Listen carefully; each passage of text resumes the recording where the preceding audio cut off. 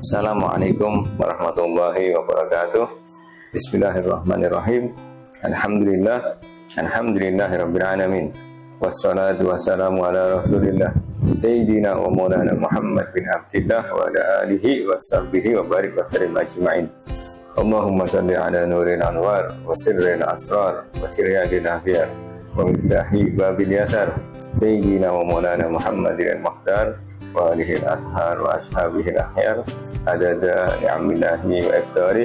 Amma ba'd, hadirin rahimahumullah, kita sering menghadiri di majlis-majlis ilmu, majlis dzikir, majlis salawat, majlis maulid, dan majlis kebaikan yang lainnya. Karena di majlis tersebut bisa menyebabkan orang mendapatkan hidayah. Karena memang majlis itu tempatnya hidayah, tempatnya kebaikan-kebaikan. Apa itu kebaikan? Nabi mengatakan sesuatu yang bisa membuat hati tenang, itulah kebaikan. Kalau dengan hadir majelis, hati kita merasa betah, hati kita merasa suka, hati kita merasa membuat lebih dekat kepada Allah dan Rasul Sallallahu Alaihi Wasallam, maka itu adalah kebaikan yang Allah berikan kepada kita. Tapi kalau pulang dari majelis rutinan, kemudian hati kita semakin kotor, hati kita semakin benci sama orang, hati kita semakin suudzon pada orang lain, hati kita semakin merasa diri lebih baik daripada orang lain, dan hati kita lebih merasa mulia daripada orang lain, maka itu bukanlah kebaikan yang kita peroleh. Maka hati-hati, Allah tidak memberikan kebaikan sedikit pun kepada kita. Hati-hatilah, ya, karena Allah tidak memilih kita untuk mendapatkan kebaikan tersebut. Na'udzubillah min dzalik. Selain dengan hadir di majelis kebaikan seperti tadi, hidayah atau kebaikan itu bisa datang atau disebabkan karena 4 hal. Yang pertama, takwif, ketika ditakut-takutin, ya. Misal ada orang 2 mabok, kemudian bawa motor, bukan bawa motor berat, atau bawa motor, ya, nyetir motor, kemudian tabrakan, yang satu mati, yang satu selamat masih hidup. Nah, yang selamat ini bersyukur kepada Allah Subhanahu wa taala. Terima kasih ya Allah, aku mabok, temanku nabrak mati, aku masih hidup. Terima kasih ya Allah. Ya, dia merasa takut dan ingat sama Allah Subhanahu wa taala. Karena hati itu kalau ada takutnya, maka akan keluar yang namanya hidayah. Apa sih hidayah? Yaitu kerentek atau bisikan di dalam hati, keinginan untuk berbuat baik, dan kerentek, ya, bisikan di dalam hati untuk meninggalkan kejelekan. Itu yang disebut dengan hidayah. Kemudian yang kedua yang menyebabkan orang mendapatkan hidayah yaitu tarhib, ketika diberitahu fadilah, ya.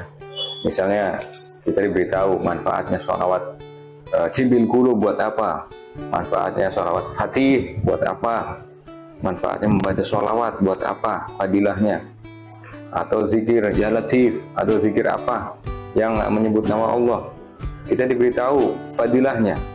Atau kita diberitahu fadilah membaca maulid, membaca burdah, membaca Asmaul Husna, misalnya asma-asma Allah satu persatu daripada Ar-Rahman sampai As-Sabur, diberitahu khasiat atau fadilah-fadilahnya, maka kita akan semangat, ya. Semangat itu datang suatu hidayah, ya, untuk mengerjakan sesuatu tersebut. Kemudian yang ketiga yang menyebabkan kita mendapat hidayah adalah tasywiq, ketika dibuat rindu. Ya, misalnya kita rindu dengan surganya Allah Subhanahu wa taala, di mana di situ banyak kenikmatan yang Allah berikan kepada kita, kita rindu dengan itu.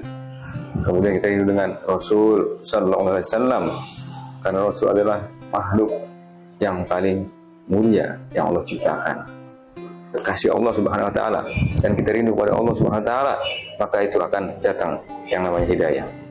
Kemudian yang keempat, sesuatu yang mendatangkan hidayah adalah inda nadhar inda ahlillah, memandang orang soleh atau dipandang orang soleh. Ya, kalau ini Al-Faqir sering mengalami ketika Al-Faqir silaturahmi kepada orang-orang soleh yang mana pangkatnya beliau adalah wali min auliyaillah, wali Allah Subhanahu wa taala. Ketika Al-Faqir memandang, maka hati ini terasa les gitu loh, les ya. Tidak ingat sesuatu yang berhubungan dunia, les, langsung ingat Allah, ingat Rasul, ingat sholawat, ingat zikir ketika memandang wali tersebut. Ingin ibadah pokoknya. Itu yang disebut dengan hidayah, ya, karena memang wajahnya para wali itu bercahaya luar biasa. Al-Faqir mengalami sendiri, tidak ada yang dikurangi atau yang dilebihkan yang Al-Faqir sampaikan, ya. Dipandang oleh orang soleh tadi, ya, memandang orang soleh atau dipandang orang soleh. Habib Abdullah bin Abdurrahman Muhdar mengatakan, pandangan sekejap seorang wali atau orang soleh mampu menyampaikan seseorang kepada kedudukan yang semestinya bisa ia capai dalam waktu berpuluh-puluh tahun. Misalnya kita dari balik sampai umur 50 ibadah terus, puasa, sholat, zakat, ngaji, dan lain sebagainya. Kita ibadah selama puluhan tahun baru kita mencapai titik kedudukan tersebut, ya, lama. Tapi kalau kita dipandang oleh orang soleh, oleh para wali-wali Allah, maka kedudukan tersebut langsung kita capai, langsung tinggi derajat kita, ya, mengalahkan orang yang beribadah selama puluhan tahun gitu loh.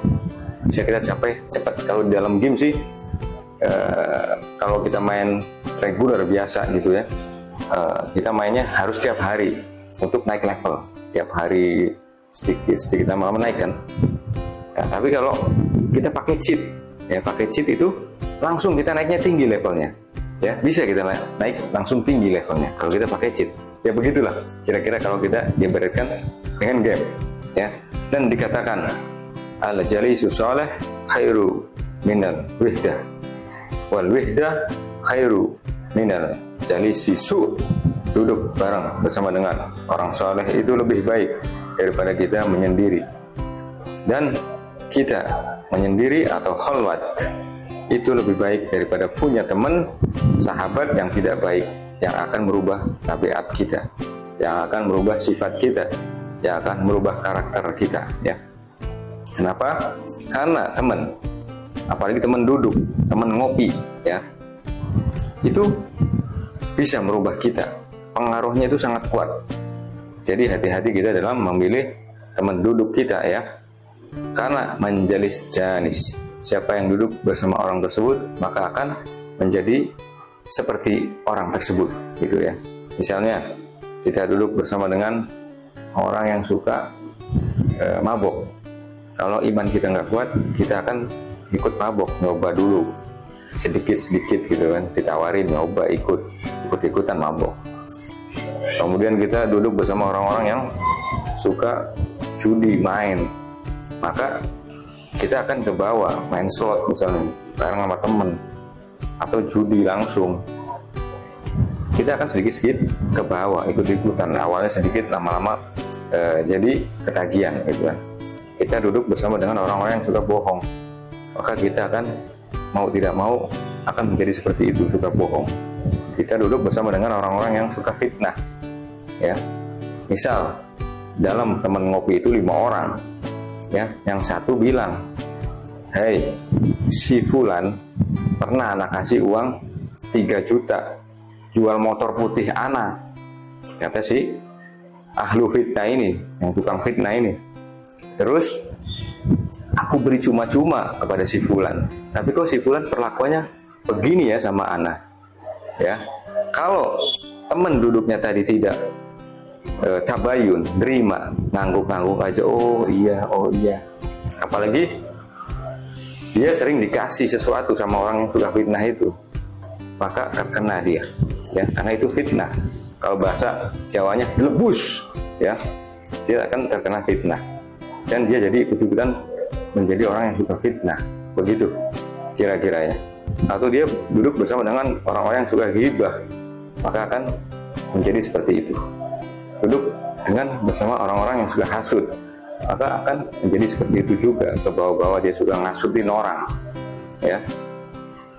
Tapi kalau kita duduk bersama dengan orang-orang yang soleh, sampai Nabi SAW di sebagian hadisnya menggambarkan seperti kalau kita ke toko minyak wangi, walaupun nggak beli minyak wangi, udah milih-milih misalnya, kemudian nggak ada yang cocok, nggak jadi beli minyak wangi tersebut, ya, maka insya Allah ketika kita keluar dari toko minyak wangi tersebut, kita ikut wangi juga. Karena apa? Udah ngetes satu-satu, ya, wanginya ini seperti apa, wangi ini seperti apa gitu loh. Ya, insya Allah badan kita atau yang kita semprot tadi, kita keluar dari toko minyak tersebut, kita ikut wangi, ya, begitu kira-kira. Jadi kalau kita berkumpul dengan orang-orang baik, orang-orang soleh, walaupun kita belum baik, kita belum soleh, maka nanti di akhirat kelak kita akan dikumpulkan bersama dengan perkumpulan kita, yaitu orang-orang baik, orang-orang yang soleh. Amin ya rabbal alamin. Habib Abdullah bin Abdurrahman Muhdar mengatakan, jika Allah hendak memperkuat keimanan seorang hamba, maka Allah tanamkan rasa cinta untuk bergabung dalam majelis kaum solihin. Namun jika Allah hendak mencabut iman seorang hamba, maka Allah akan menanamkan kebencian dalam hatinya dan membuatnya gemar mencaci kaum solihin, ya. Mudah-mudahan kita semua selalu mendapatkan kebaikan-kebaikan, mendapatkan hidayah dari Allah Subhanahu wa Ta'ala, dan kelak kita akan dikumpulkan bersama dengan orang-orang yang saleh. Amin amin ya rabbal alamin.